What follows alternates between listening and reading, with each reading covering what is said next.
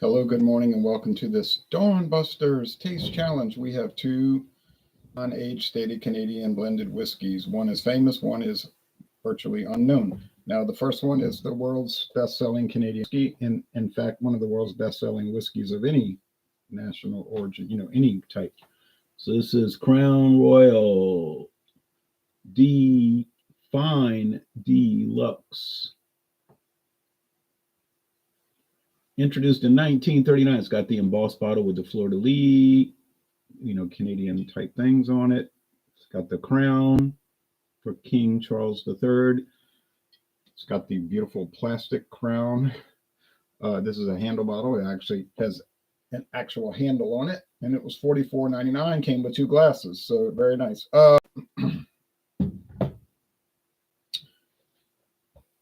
It was introduced in 1939 to honor the visit of King George VI, King in Canada. He visited Canada with his consort, Queen Elizabeth. And Seagram's, now remember, this used to be called Seagram's Crown Royal. You can see old bottles on the internet. You might find one at an estate sale or somewhere that said, they used to say Seagram's Crown Royal, but that ended. Well, Seagram's is out of business. The name exists, but the company's gone. It was bought by Diageo in the year 2000. So it was made as a special edition whiskey in 1939 to honor the royal visit, the royal tour, because they went all across Canada, I think to every province and everything. Okay. It was so popular, they decided to keep it as a permanent product. And then in 1964, they started exporting it to the United States during the reign of Queen Elizabeth II, daughter of King George VI, Queen of Canada also, and England. Now it's King Charles III, grandson of the king who this was made in honor of. So it's been made under three monarchs. Okay, but anyway, and it's had two ownerships, Seagram's 1939 to 2000 and Diageo since 2000. Okay, that's pretty much wraps that up. And they spell it two different ways. I gotta edit this. Fine Deluxe. That's right. Fine. I'm gonna spell it like it is on the bottle. Fine. DE and then LUXE. DE space LUXE. If you look at the website, they spell it Deluxe. DELUX. No space. So I don't know why they don't realize either that's a mistake or it's an alternate spelling, but it's clear on the website. Crown Royal Deluxe in the bottle, fine, D space Lux. Okay, here is a product that was introduced in 2006, and it was intended to be for sale at CVS Pharmacy, and CVS Pharmacy was the trademark applicant, but there's no trademark on this bottle. Anywhere you see that, that's just a little code right there where my finger's pointing, but there's nothing indicating it's trademarked. Whereas Crown Royal clearly TM trademark for that symbol. Nobody else can use that particular drawing. All right. For some reason, the trademark kept getting rejected, and they made a final appeal, and it was rejected, and they just gave up. They abandoned the legal notices I read said they abandoned the trademark, and apparently they abandoned the whole brand, because I haven't seen this the only thing I saw at CVS Pharmacy last week was the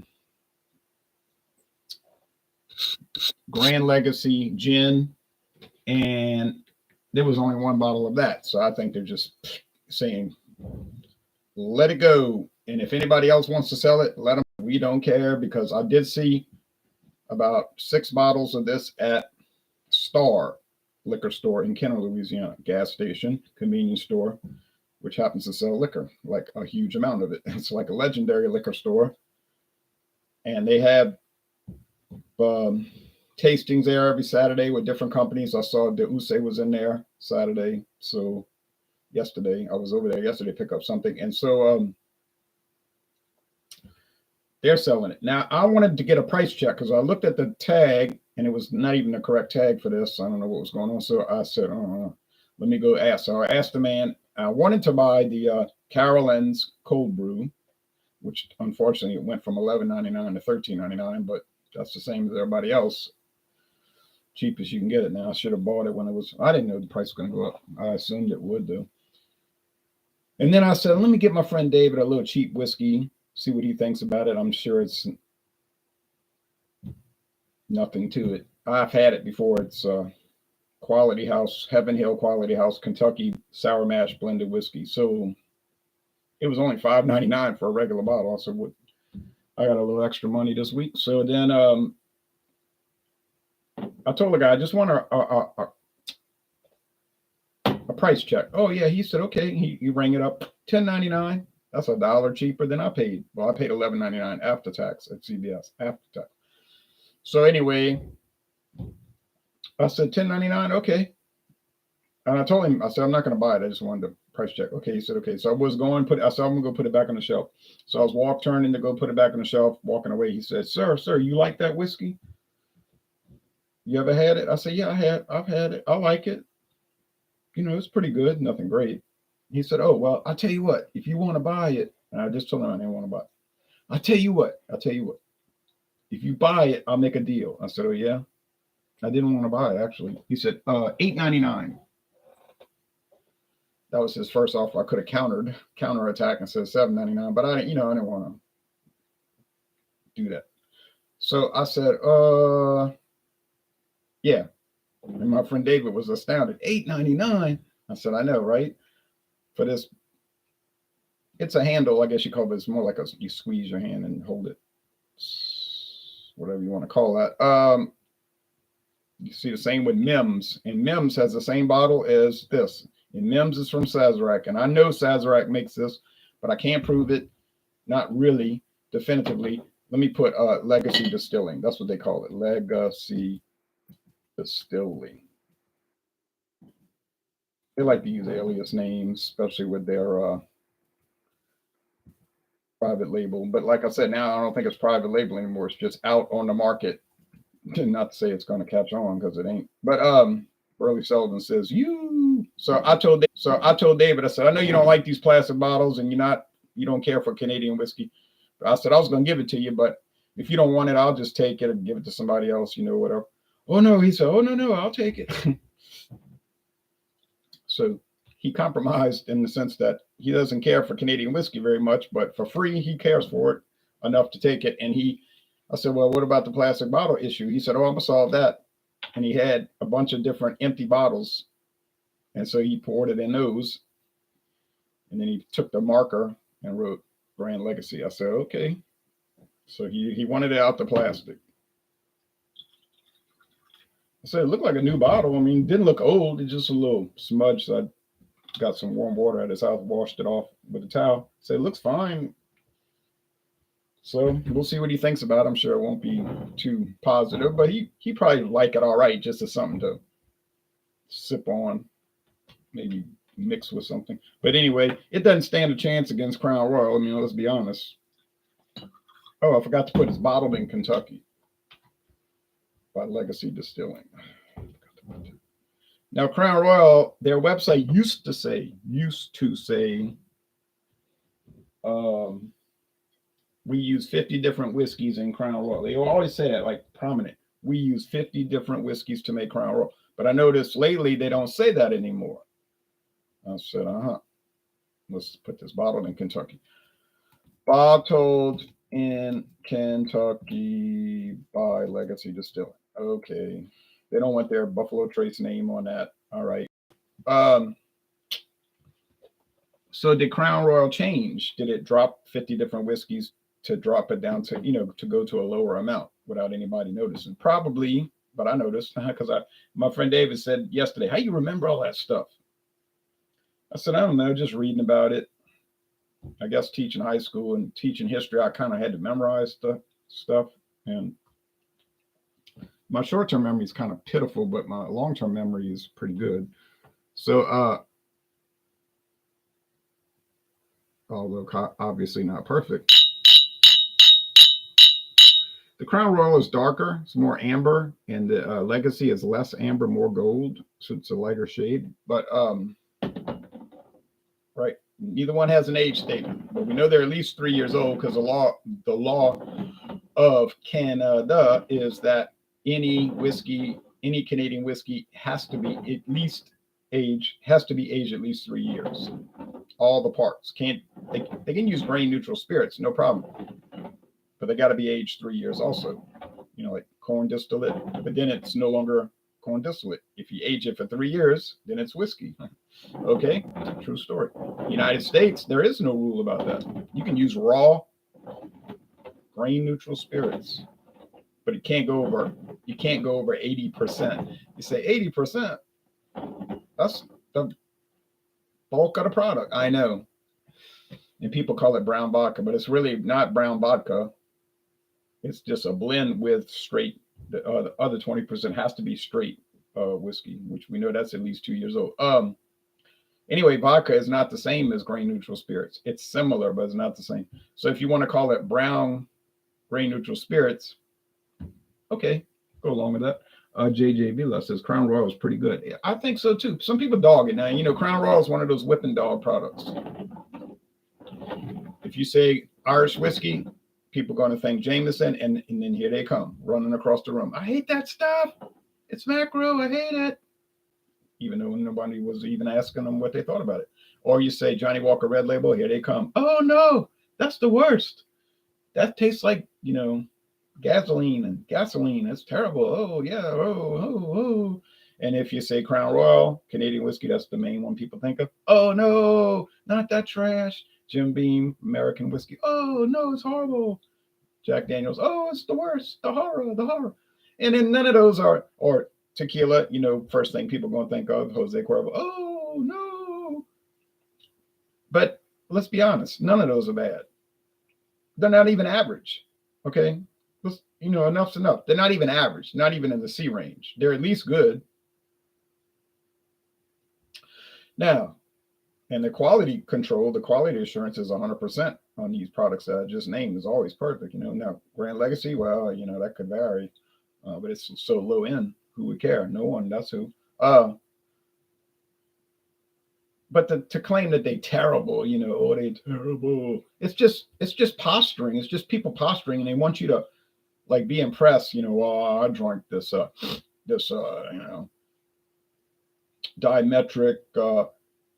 Diametric Brothers, 23-year age, sour mash bourbons. They only make 3 bottles a year, and it's like, okay, great. I'm so impressed.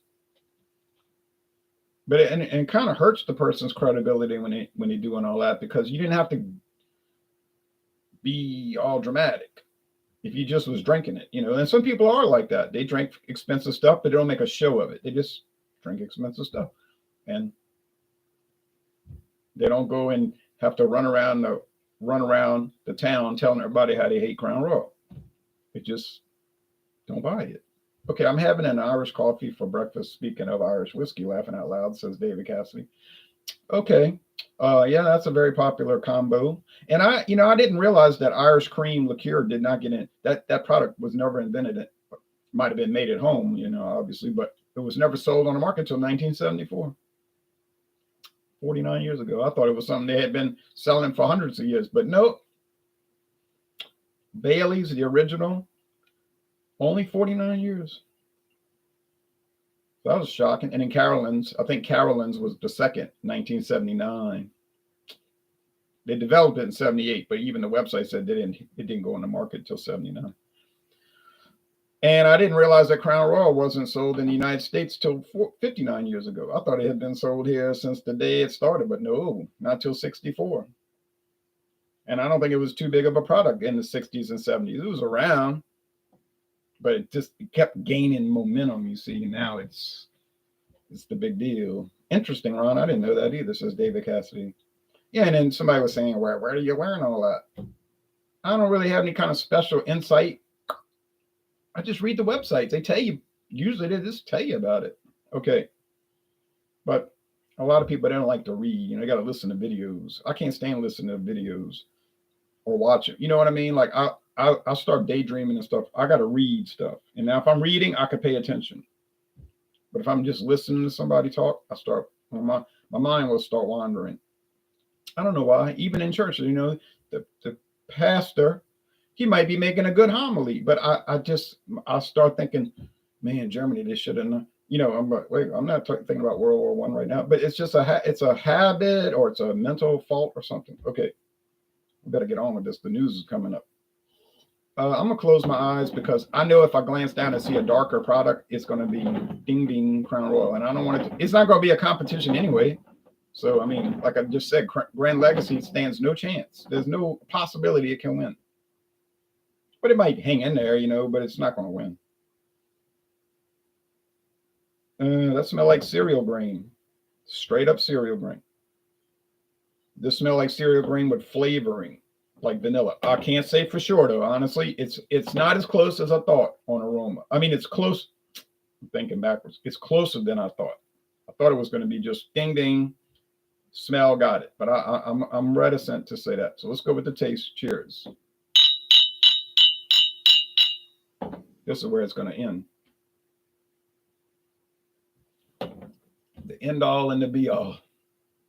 Sweet cereal grain. Crown Royal is sweet. Most whiskey sweet. Every time I taste whiskey, to me it tastes like sugar water. Maybe I'm crazy. Maybe I have no good flavor ability, perception. I don't know, but to me it tastes sweet. But that tastes good. Yeah, it's good. I like it. Not amazed by it.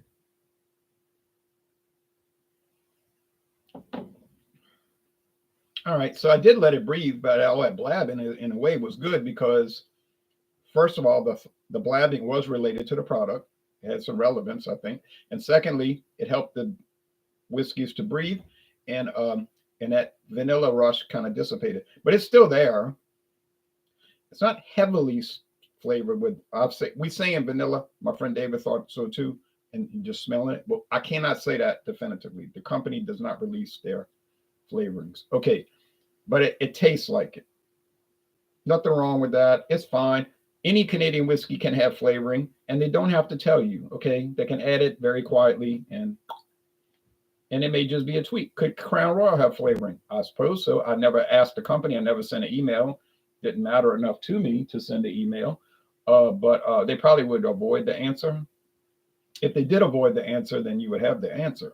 Because if they didn't put flavoring, they would just say, oh, no, we never add flavoring to Crown Royal. They would say that right off the bat. So if you do email them and they're cagey about it, like, well, we don't disclose our process. Oh, I'm sorry, in Canada, our process, but we're very, we have the highest standards and blah, blah, blah. Then you'd say, okay. So the answer is, yeah, you do add it.